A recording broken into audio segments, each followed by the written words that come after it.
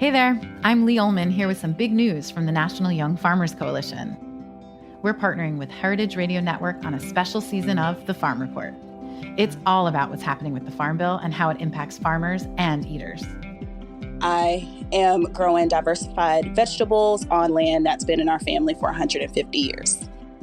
And so with the pandemic, gentrification, property values going up, we had to sell the land and we lost it.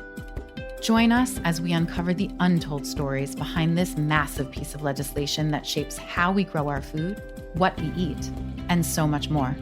The problems we have had, those are things that come from earlier Farm Bill and USDA policy, right? Like Earl Butts, get big or get out. You know, it's my responsibility to know not only what I'm eating, but then like how that all came to be. And realize like, wow, like this piece of legislation, all this money, like it's technically something that I support as a taxpayer. While Congress debates the next Farm Bill, this is not just an invitation to listen. It's a call to action. Be part of the conversation. Subscribe to the Farm Report on Heritage Radio Network, wherever you listen to podcasts. You need a CPA that you can trust with all your taxes and financial needs? Look no further than Joanne Flash Fleming at Fleming & Associates CPA.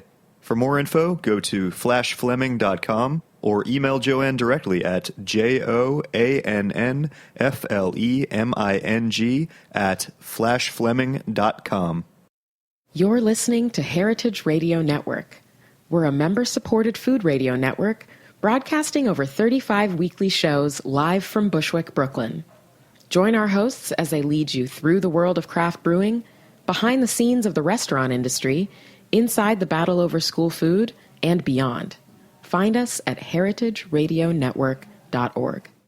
We talk about food, we talk about music, with musical dudes, finger on the pulse, snacky tunes.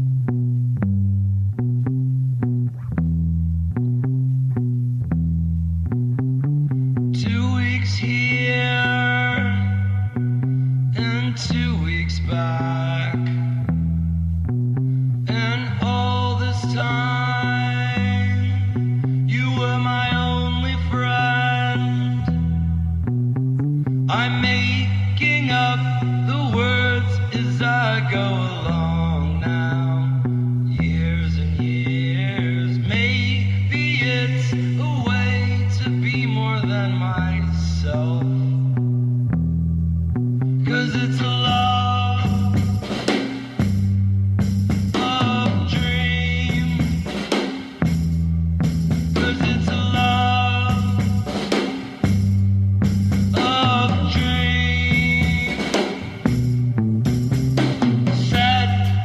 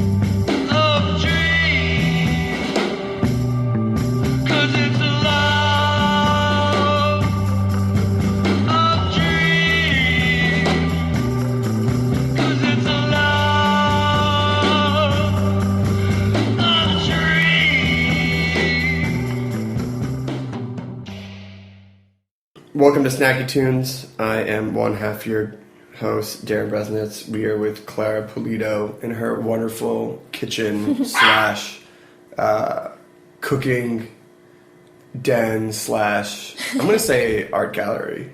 Yeah. Right? Yeah, it is kind of an art gallery. I actually used to do a teen art show. So some of these pieces on the wall are from that. One's actually from England, so actually two of them are.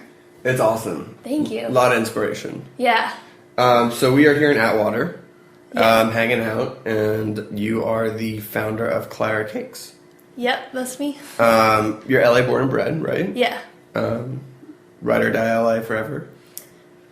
In my heart and soul, yes. Maybe, I don't know. We'll see what, I think my base will always be LA, but I definitely want to travel. Oh, yeah. Yeah. Traveling is great. Yeah. And you have cakes and products that can take you all over the world, right? Yeah.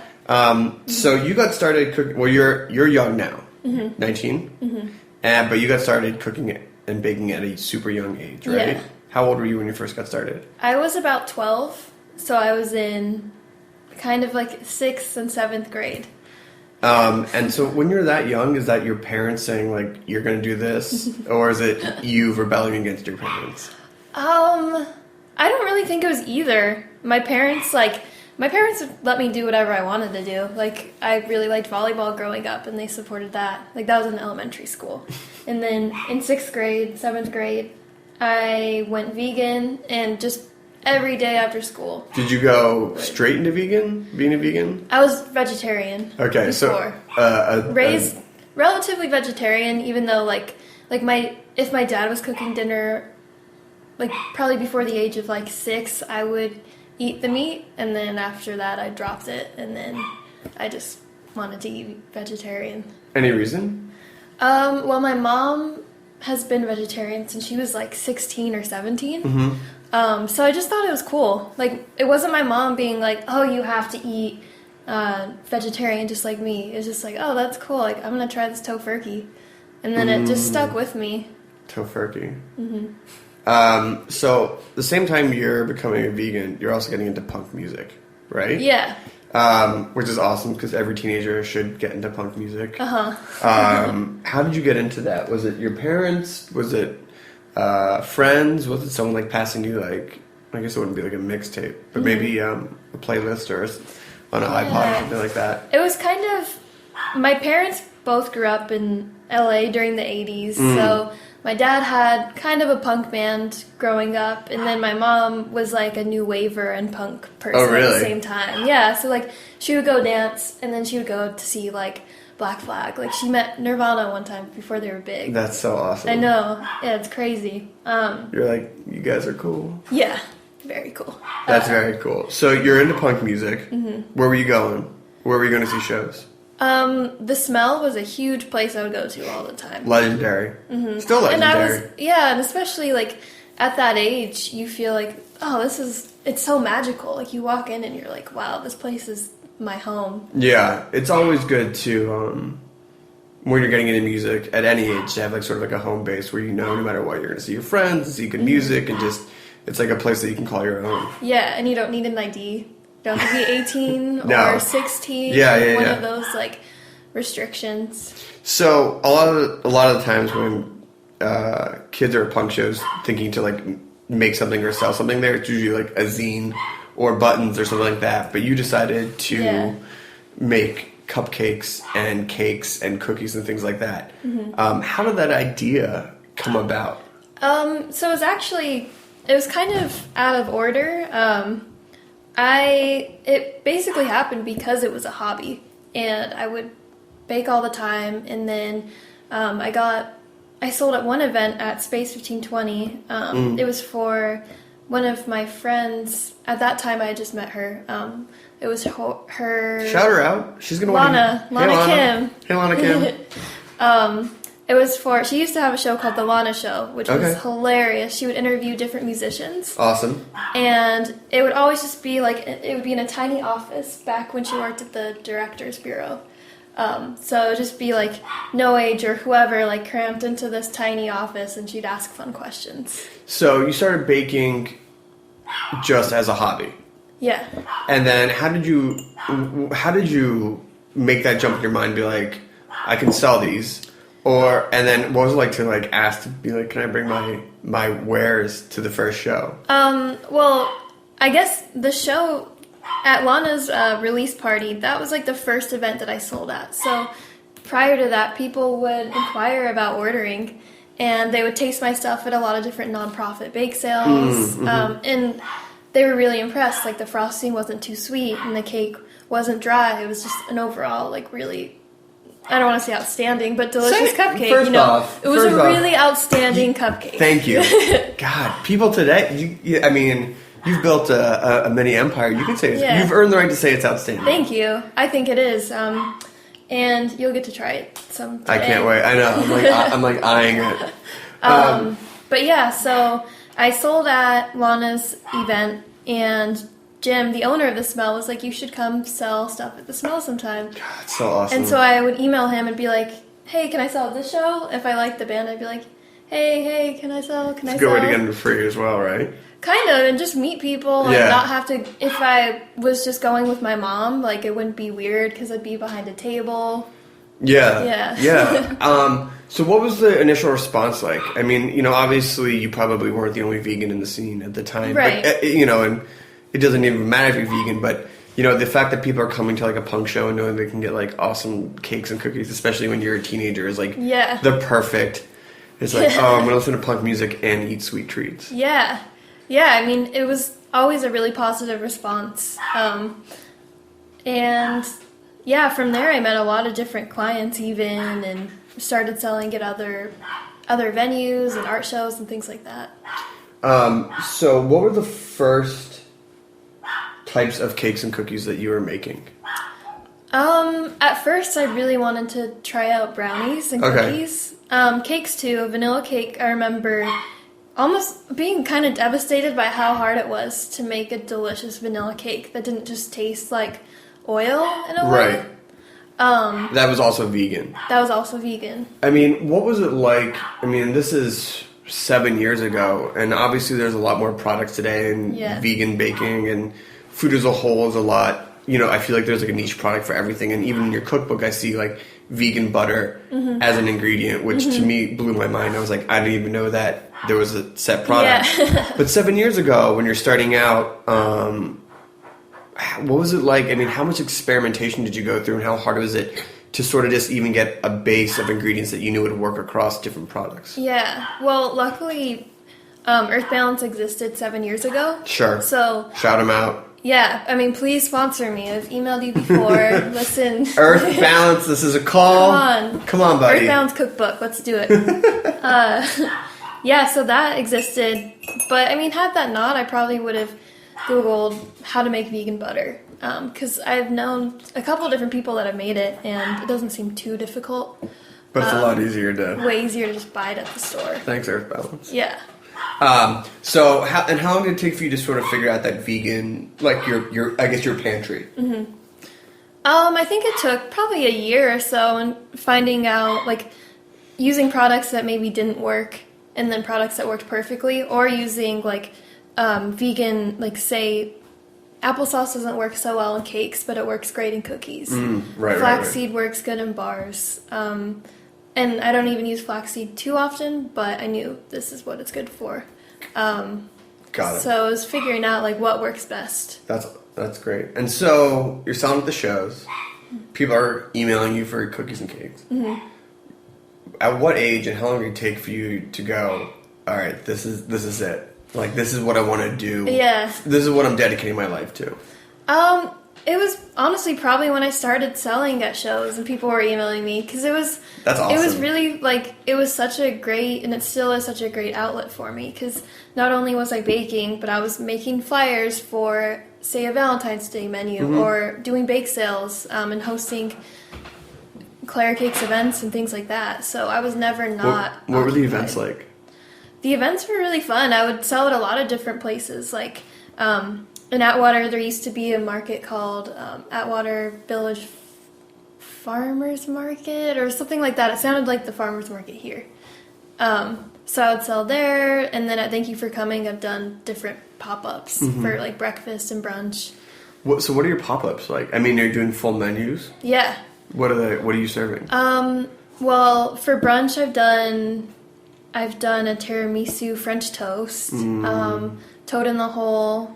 Love some toad in the hole. Yeah. What are you using instead of an egg? I actually use Follow Your Heart vegan egg. Oh, okay. Shout out to Follow Your Heart. They've been really great to me. Great. Yeah. Better than Earthbound? Yeah. Off the record. Off the record. Totally off the record. Earthbound, you got some competition. Yeah. Vegan egg. So you're doing brunches. You're selling stuff. When did you... I mean, I hate to say use formalize because, like, it makes it sound like now I'm a business. But at what point were you like, this is a business in that, like, you got to think about, like, I don't want to say like P&L sheets and things like that, but like, it's not just like, oh, I made some money, I didn't make some money. Like, I have no idea. Like, when did it start to solidify as an actual, like, money in, money out type of situation? Honestly, I think I've always been thinking that way because I've never wanted to buy ingredients and lose money on a product. Yeah. So I was always really aware of, like, making lists, making sure that I was buying enough ingredients but not too many. Yeah. And then, I mean, I got QuickBooks like a few years ago just so I could kind of see my How lists. old were you when you got QuickBooks? God, I don't know, maybe like 16? Oh, man. You know, some people want a 17? car for being 16. You want a QuickBooks. Yeah. It's great. Shout out to QuickBooks. Yeah, thank you. Yeah. Making it so simple. So simple. Let's work together. All right. We got a whole list of people we're going to write after this show. All right. We're going to take a quick break. We're going to talk about the business now, who you work with in LA, and then the awesome Clara Cakes cookbook, which is coming out in March. March 7th. March 7th. Yeah. It's like you're giving birth. I know. Right? This is literally my baby. This is your baby. Yeah. With your face on the cover. Yeah. Kind of weird. But I mean, it should look like me, right? That is very true. I guess if it was, me. if it looked like someone else, it'd be like, ooh, whose book is that? Who's that? Who's that? All right. Well, we're gonna hear a song from the Snacky Tunes archive here on heritageradionetwork.org.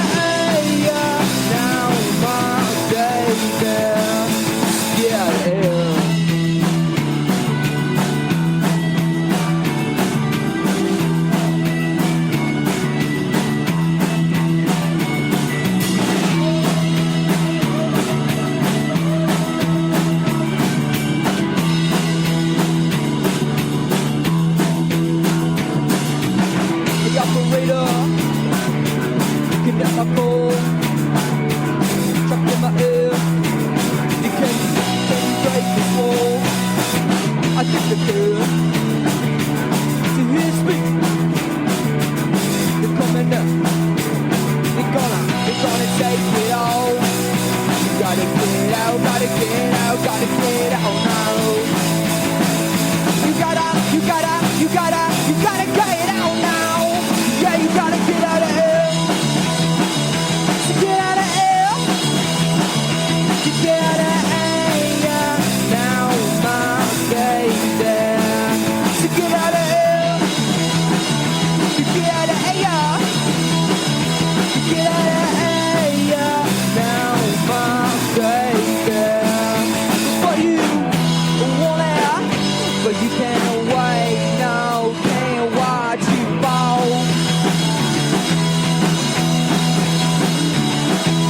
Can't watch you fall. Uh-oh, so get out of here.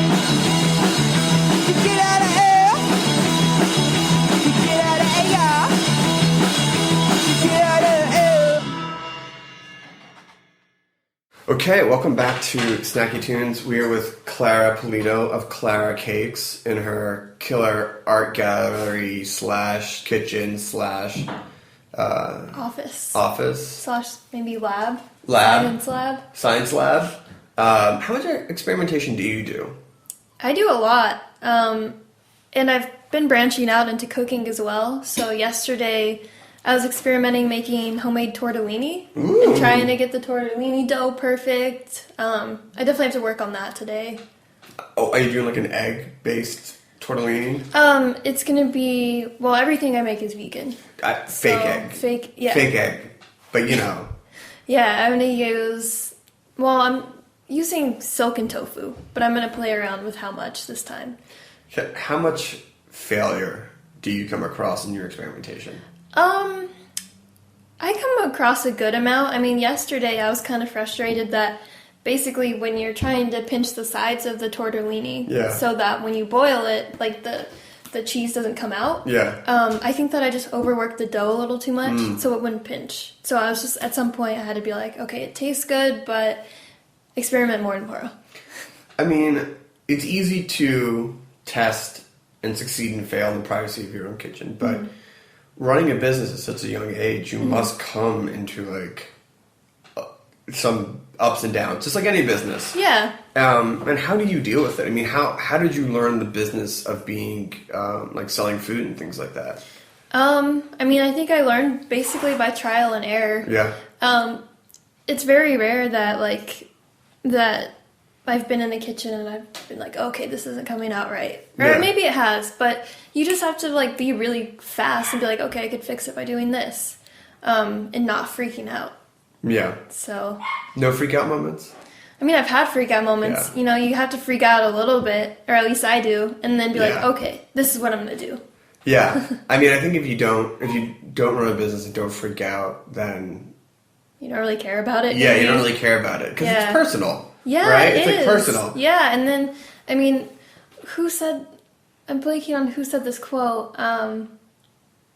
I just read an interview. I forget what chef said it, but they said, your food is only good, it's only as good as your last meal that you served. Yeah. So, like, say you make something for somebody, and they're like, oh. Maybe Anthony Bourdain, or maybe Daniel Boulud, or Danny Meyer, or all the guys who have made it. Yeah, maybe a lot of people have said all this. The guys. But no, it's true. I mean, it's as good as the last meal you serve people. Yeah. It wasn't like, remember that time I came to the restaurant like 2 months ago? Mm-hmm. Wasn't that awesome? Mm-hmm. So I can sort of serve you a crappy meal now? Yeah. Yeah, no, exactly. So, how did you expand? When did you start to expand really past like the punk shows and pop-ups? Because you sell to clients now in LA. Yeah. Mm-hmm. How did that happen? Who are you selling to? So first I started selling wholesale cupcakes to Pizzanista. Love Pizzanista. Me too. Yeah, it's the best. I actually took a picture of pizza there, posted it on Instagram, and then Salman, the co-owner, commented and was like, hey, we need desserts. And then he gave me his email. I emailed him. I came in with the cupcakes, and he was like, let's sell these. That's awesome. We actually, my wife and I had their vegan pizza at our wedding for all the vegans. Oh, that's so cool. Yeah. Did you have them cater the wedding? We had pizzas. We had like 40 pizzas at our wedding for the food. Mm-hmm. And we got our vegan pizza from Pizzanista. They're the coolest. Yeah, they really are. I mean, what was the response off the bat? Amazing. I have so many customers that have found out about me through Pizzanista. God, pizza, bring the world together. Yeah. Right? Totally. And who else? And then from there, did people were like, I want to stalk you, I want to have you? Mm-hmm. Yeah. I mean, a lot of, like, I sell at Osla, which is Ethiopian fusion food, located in downtown as well. Amazing. You have to go there. Food. It's some of my favorite food. So vegan. Flavorful and just, straight, like, mostly vegan. Everything's vegan, yeah. Everything's vegan. That's great. And so it's just been like word of mouth? Mm-hmm. That's awesome. Strong Instagram game? Yeah, I guess so. Yeah? Yeah. And then I think a lot of different customers referring me to friends of friends, and then maybe that friend happens to own a restaurant. I mean, vegan desserts get a bad rap. Mm-hmm.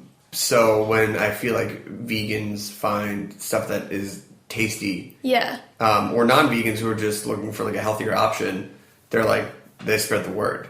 Yeah, and I think desserts in general sometimes are not super fulfilling. Like, I have a lot of clients that aren't vegan and they like my stuff because the frosting is light. It's not super thick and sugary. Yeah. It's not too sweet. The cakes always have a good level of salt in them.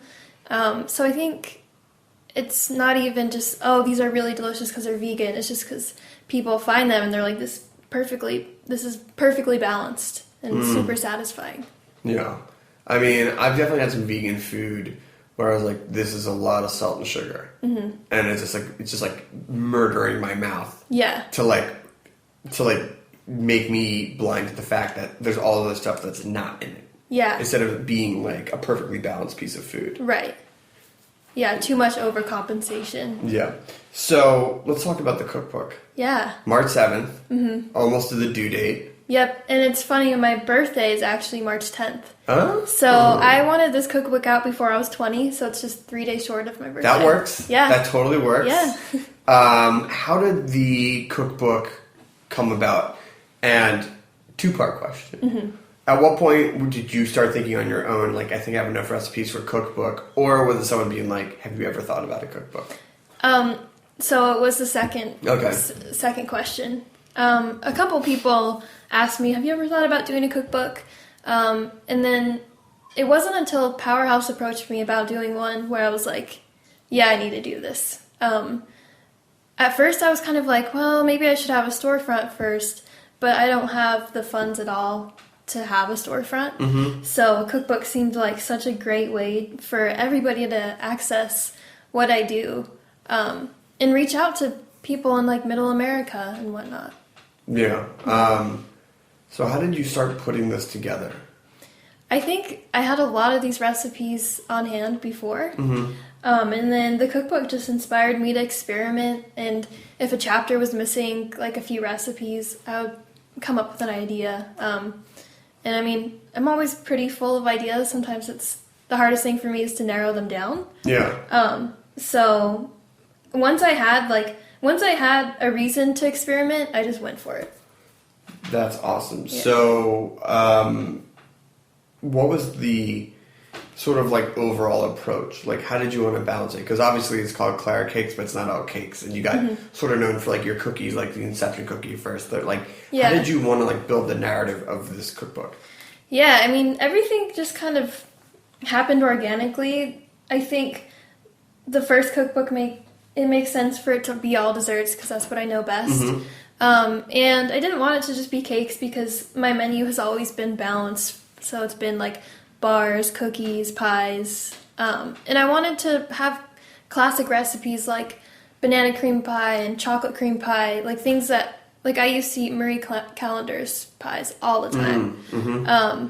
And so like those two recipes really fulfill like they remind me of having Marie Callender pie. Mm. So I had to include that because a lot of these recipes have stories attached to them. Yeah, I mean, but that's what people want out of a cookbook these days. It's like exactly, yeah. Part cooking, but also part story and part like getting to know who you are. Yeah. It definitely has like some of that like zine, punk rock, DIY aesthetic. Was that something that you definitely wanted to include in the book? Yeah, I mean, I didn't want it to be like overwhelmingly like crazy.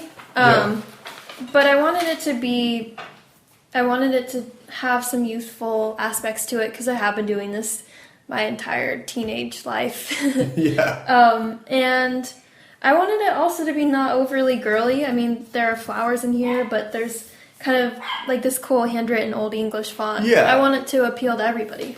I mean, it doesn't feel girly at all. And the flowers on the cover of the book and throughout the book actually come from a tablecloth I use. Oh, really? Yeah. So it's like all you. Yeah.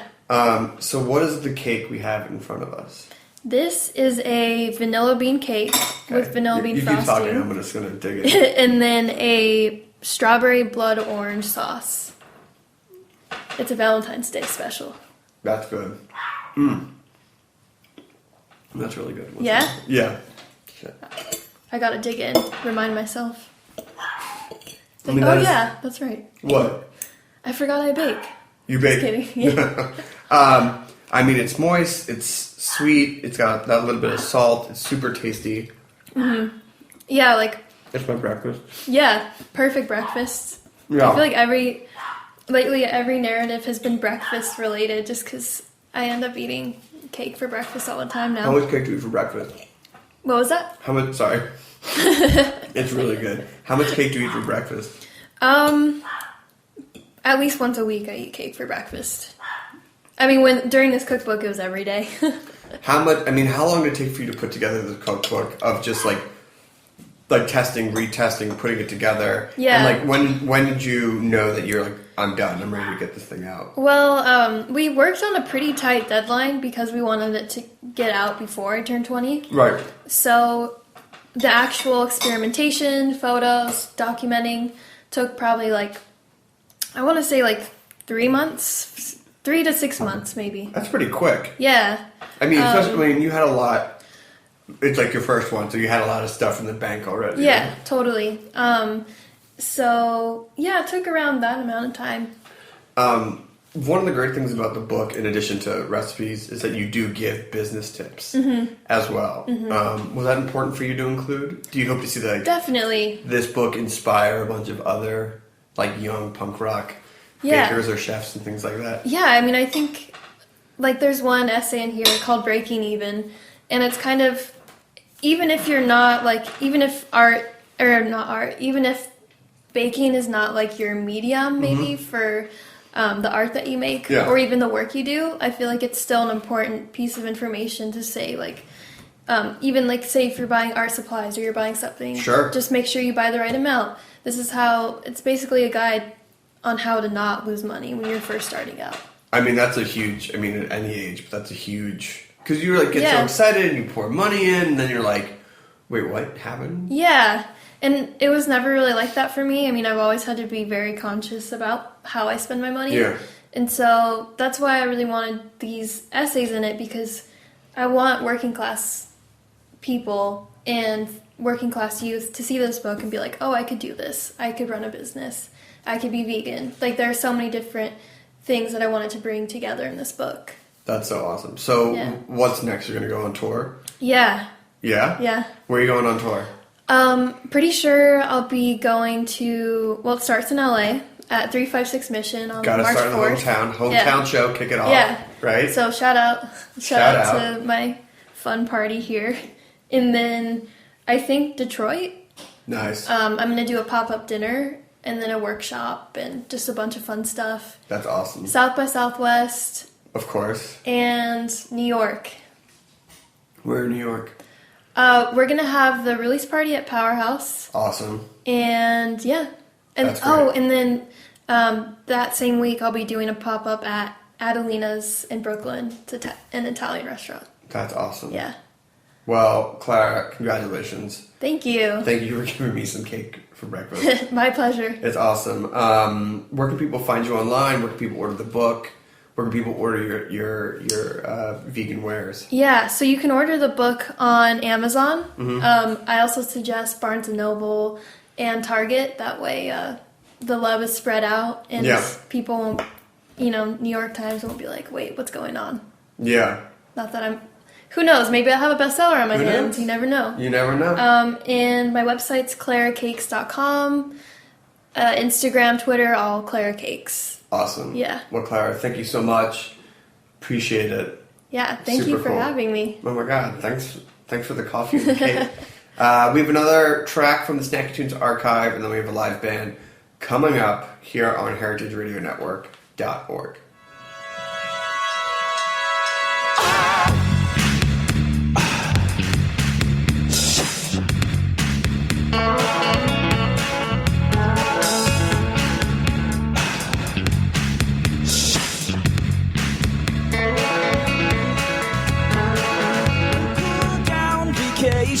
I like it better without any relation. Dead on this stuff. I will catch in a daydream without closing my eyes. Ooh yeah. New sound temptation, can't look away. You're my fixation, not only today. Taking it my way. Alright. Yeah.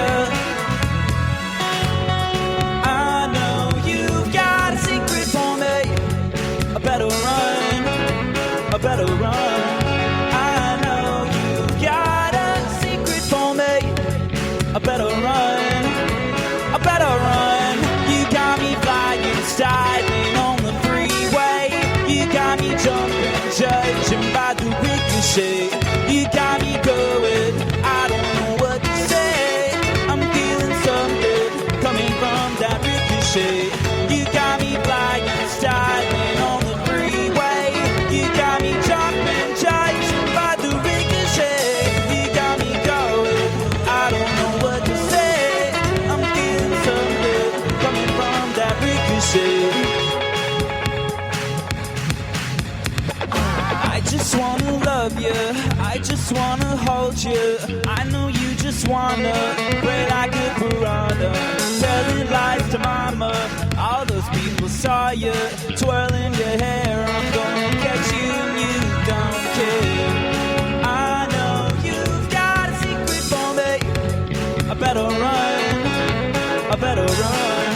I know you've got a secret for me. I better run, I better run. You got me flying, styling on the freeway. You got me jumping, judging by the ricochet. You got me going, I don't know what to say.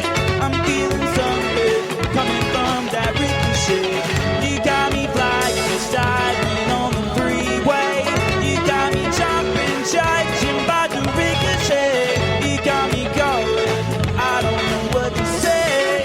I'm feeling something coming from that ricochet. And when you see me on the floor, I'm already writhing, because your touch is so reviving. I can't express what shape or size. Love is a compromise. I work with the grand design, yeah. And if you should leave me, I already know. We came apart because the flow was at the door. So I'll just say my piece, so you receive it all. No matter large or small, it's bouncing off the wall.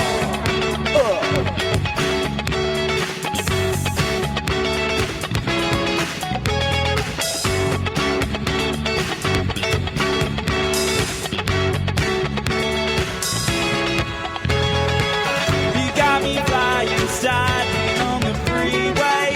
You got me jumping, judging by the ricochet. You got me going, I don't know what to say. I'm feeling something coming from that ricochet. You got me flying, styling on the freeway. You got me jumping, judging by the ricochet. You got me going, I don't know what to say. I'm feeling something coming from that ricochet. Are you filing your own taxes and driving yourself crazy? Do you think a professional can do a better job of finding legal deductions? Do you own a business and need help with the accounting and taxes? Are you a not-for-profit business that needs financial guidance? Are you just plain tired of your boring accountant and looking for some fresh eyes? Try Fleming & Associates CPA. At Fleming & Associates, Joanne Flash Fleming can quantify anything in a flash. She'll do your taxes, assess your worth, and is even a forensic accountant, an investigator of white-collar crime. Joanne Fleming once said, It was terribly hard for me to read Moby Dick, but put a financial statement or a tax return in front of me, it's like a novel. Imagine that. Has the political and financial news got you feeling down? Joanne Fleming was the accountant for the Occupy Wall Street movement back in 2010. Who better to trust with your financial secrets? For more info, go to flashfleming.com or email Joanne directly, JoannFleming @flashfleming.com. This week, we have the Immaculates in studio. Welcome. Welcome, gents. Looking dapper. I can say, last week we had the boys of Mason Premiere here looking dapper. They were the most dapper food guests. You now have the title of the most dapper band, so congratulations. Yeah. Right, thank you. Thank you very much. You were taking my short and sleeveless look and making it even look more like I mean, I would say that I definitely thought about wearing a button-up shirt today and wearing it because I knew you guys would be wearing ties. Yeah, it's had that effect, we've noticed, sometimes. Yeah. We just because we're dressing up like people who, are at shows sometimes tend to just dress up. But I feel like that's a thing. Like, it's like when we used to go to ska shows when we were in in high school. I was never at a ska show. Okay, you bought me tickets on our 16th birthday ska against racism. A 7-hour show fighting the good fight. 7-hour show, 400 songs, all of them sound the same. So let's go around the room, introduce yourselves. Pick me up. Yeah, who plays what? What do you guys do? Let's do that. My name's Matt Convoy, and I play the bass. I'm Cyrus. I play drums. I'm Jay. I play pipes. I don't know, vocals. Who's the Don? That's our manager. He's not with us today. Oh, okay. He's actually he's being held by customs, so he won't be back in the country for a couple more week or two. I gotcha. He's got I thought he was in Washington today, overseeing the debt ceiling crisis. Yeah. Well, he's a lot of places. He's a man around town. A man around town. So you guys had a fantastic show at DBA on Friday, and it's a different type of sound because you're definitely pulling from some of the soul and rock and roll stuff, but then you definitely have like a lot of that. I'm going to say hardcore punk influences as well with the vocals and things like that. What's that look? No, we're looking at you. You're making good observations. Yeah, gentlemen of the Immaculates. These are observations. So can you talk to us respond about your influences and about the sound that you're putting out, because it's not like any other I think band hardcore punk is accidental. But I could shave my head I could do a mohawk. But I think it's we're trying to do soul and we don't know how to do it. And then everything else is an accident. Right. And it's like, I mean, this is like, especially the setup, it's so simple with just like the bass and just the vocals and drums. It's just like a simple thing. So it kind of can, the simplicity kind of makes it, anything. It's like, could be kind of Stooges-y. It could be kind of like this-y. But, we're really, we want to play soul. And I think and as this band is very new, we're learning more and kind of like, I mean, I definitely think a lot of soul music is based around the rhythm section, and then everything else, the horns, the strings, and things like that, and then the voice really adds to the song. That's really where the soul of soul music comes from. Yeah, and you listen to early soul, and it's like it's a lot dirtier and kind of like, I mean, it was also the recording techniques at the time, but it's like, so maybe it sounds like more of that. Maybe we'll evolve into being more, regular. I don't know. It's just this band is an accident, and it's a happy accident. How's it an accident? Well, I mean, really what it was we all wanted to be in a band that we would want to listen to at a party. And, that's a good place to start. I guess that's not an accident, but whatever. But it was kind of an accident that we ended up trying to play soul music, but that just seemed like the best fit for what we were I think what we all kind of we were actually at a party together playing soul music, and they were playing soul music. We're like, we should just play this. That'd be fun, right? This summer, because all of our other bands are kind of like, like writing or doing weird things, or like, I don't know, in some kind of weird, we're not playing the summer, so we're like, let's just have a party band for the summer. We'll play people's houses, we'll sing out of amps, we'll just whatever, like. I think if someone had described to me party band in Brooklyn with soul music inspiration, I would go see it. But let's hear. Yeah, let's get a song. Enough talking about it in abstracts. Yeah. All right. So we got the Immaculates playing live on Snacky Tunes. And what's the first song? It's called Hey Joe Kelly. Okay, all right. Here we go. Take it away. You're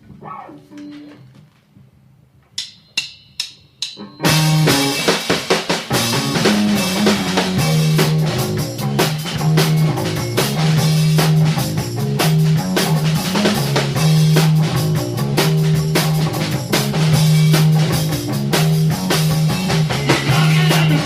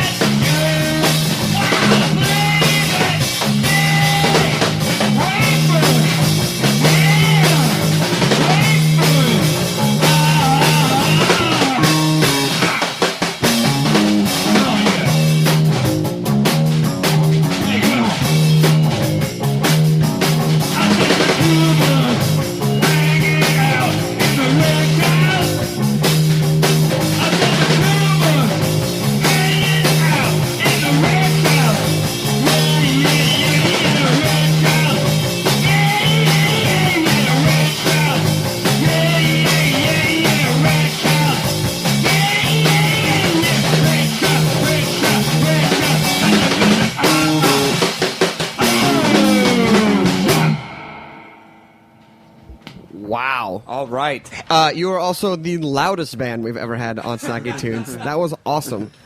Thank you. Yeah. Name of that song? Name of that song again. Now, not through the distorted microphone. All right. It's Hey Joe Kelly. Do we need a second? Have a sip of beer. Catch a breath. Yeah, I mean, That was man great. takes it out of me. It does. You guys got to have an awesome live show and live performance. It's very tight, as they would say. It's tight Thank you. Yeah, thank you. Tight and sling. So what are the plans for the rest of the summer? That you guys going on tour at all? You guys looking to get out on the road, eat some food, hang out with some people? Well, we have a show on Saturday at the Brooklyn Bowl. Love that place. So you're gonna get some. food. Oh, they feed you. Yeah. I'm gonna get a $9 milkshake. Oh, It's worth it. It is. Get a $9 milkshake. I was a talking plate to of- John Dwyer, and their OCs were about to play there, and I was like, "You better get that $9 milkshake and just grab it to me." But You now I can have my own $9 milkshake. I think you should request it to drink it while playing and see what happens. That sounds awful. I have a steak waiting for me when I get off. Stage. Yeah. Look, too bad. I think we're playing really late, I'll put at it 2 this- a.m. or something like that. So. That's the problem with playing there is that it's like you don't want to eat at 3 a.m, but there is there is no time early enough unless it's the day before to eat your free meal at Brooklyn Bowl when you're playing. It's so good.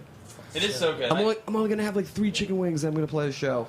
Yeah, well, but it should be fun. It's like that Contora Records like late night thing. Oh yeah, and it's like Kevin Barnes is DJing. Oh, really? Yeah. Saturday? Fun. Yeah. This is gonna be awesome. Is I it- mean, Brooklyn, I will say this about Brooklyn Bowl, and we've said it on here before. We'll say it again. Easily one of the most professional, best staff ever, as far as it goes. Williamsburg, I mean, and the venues that we all sometimes go and play, and from run the gamut from your hole in the walls out in Bushwick to the city. They hands down have brought it's you need this, great.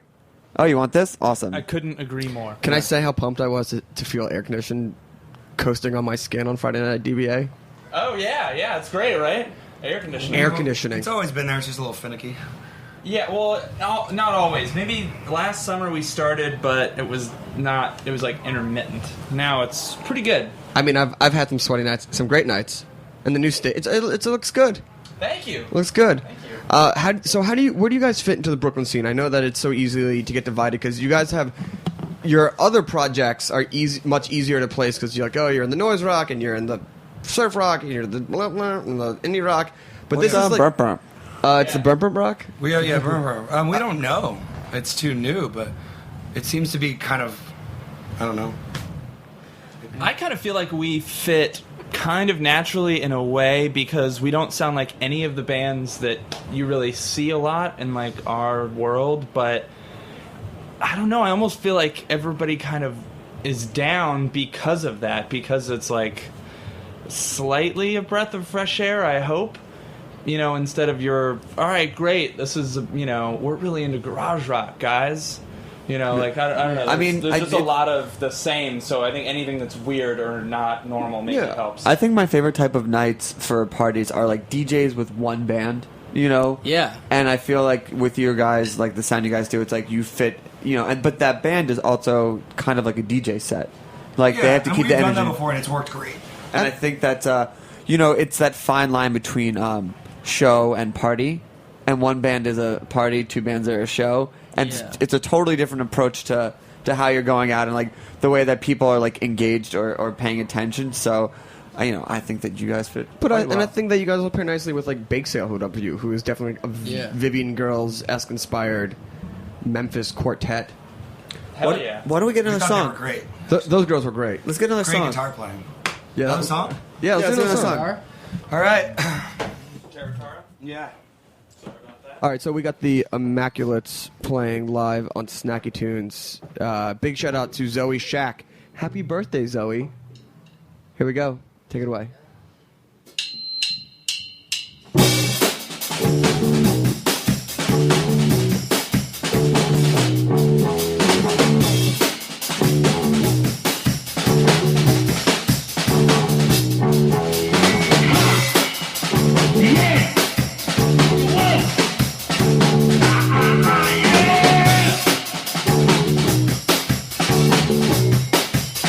Come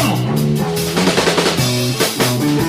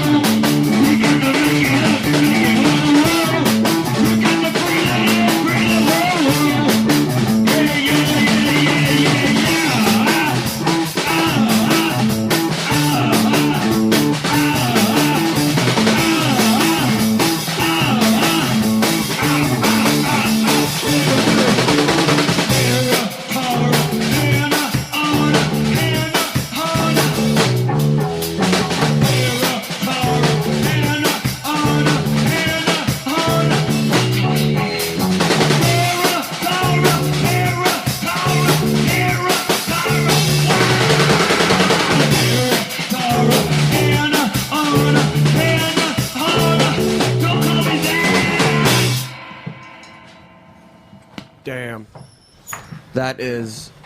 Sorry, so you have the biggest smile on your face when you're drumming. That's because I made a mistake. Oh. Is that it? Hey, Greg, way to call him out. Oh, I was like, man, he looks so happy. So, with all that movement, I can see why you chose not to eat pizza before the performance. Yeah, it's gonna be good after though. Pizza was a bad choice. The beer was good. The beer will just loosen those limbs up. I think we have heat up those pipes. We should go to Mason Premiere later today and get some oysters and beer. I mean, I listened to I was running today listening to last week's episode because I wasn't here, and I was like, dollar oysters sounds awesome. Did you get that off our podcast archive?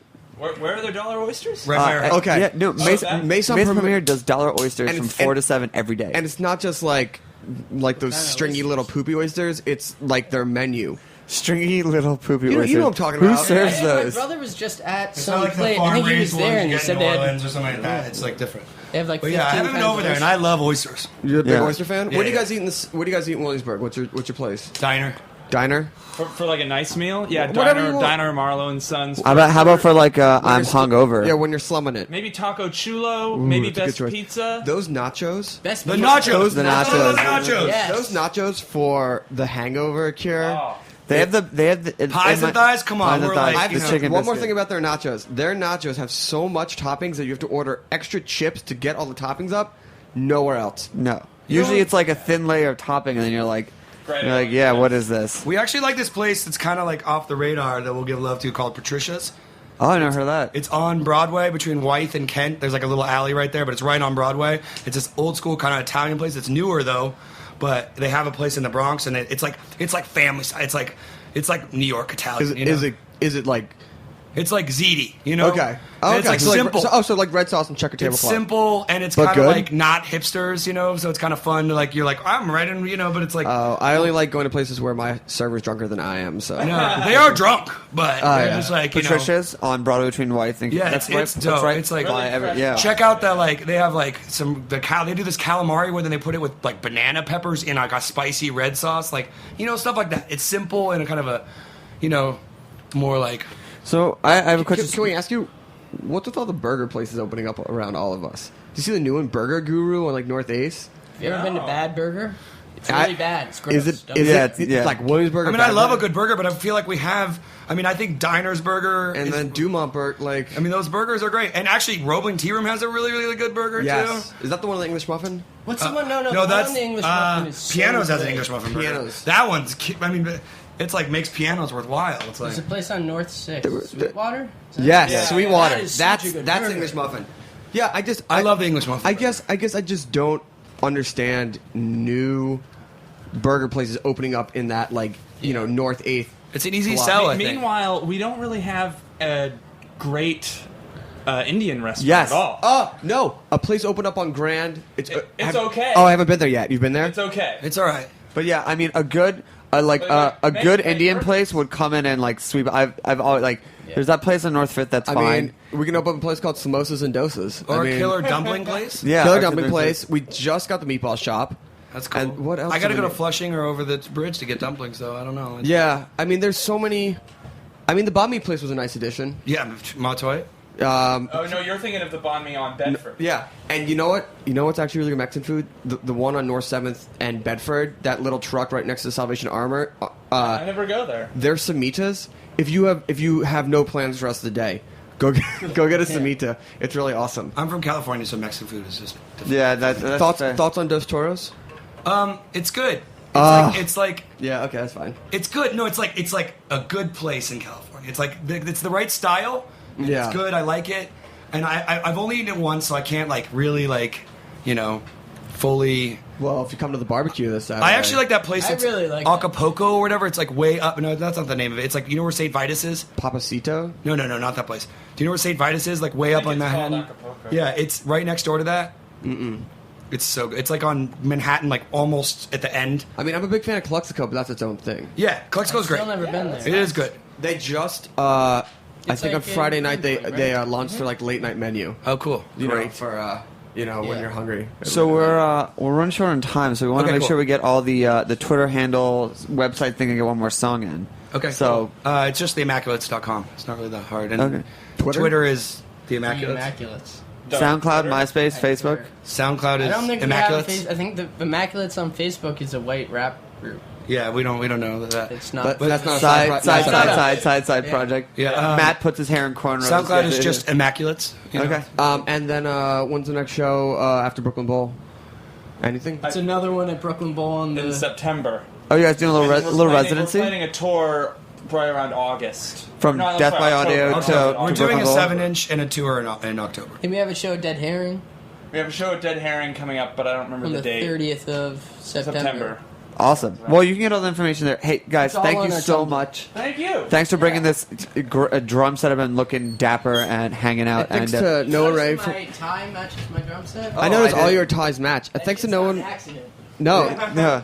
Noah and Ray from Mile End, citywinery.com for all information for the barbecue blowout this Saturday. And guess what?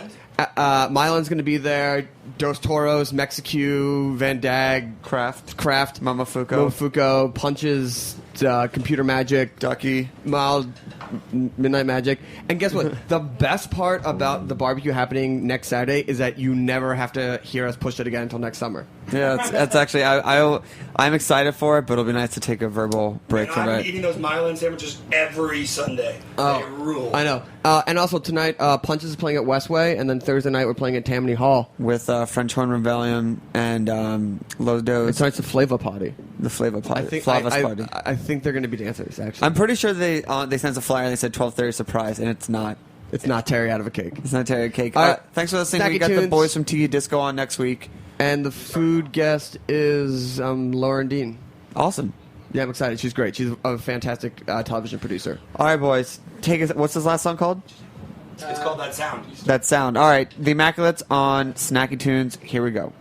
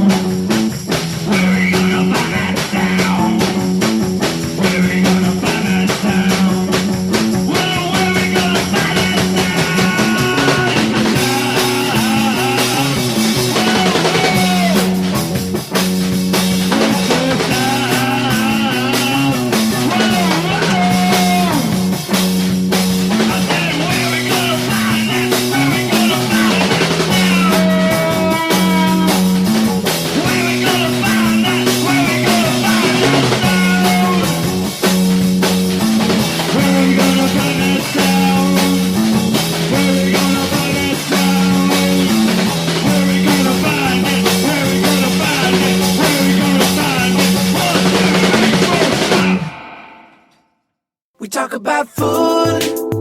We talk about music with musical dudes. Finger on the pulse, snacky tunes.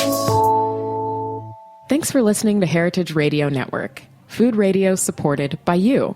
For our freshest content and to hear about exclusive events, subscribe to our newsletter.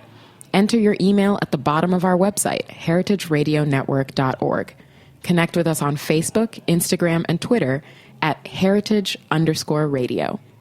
Heritage Radio Network is a nonprofit organization driving conversations to make the world a better, fairer, more delicious place.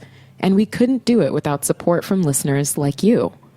Want to be a part of the food world's most innovative community? Rate the shows you like, tell your friends, and please join our community by becoming a member. Just click on the beating heart at the top right of our homepage. Thanks for listening.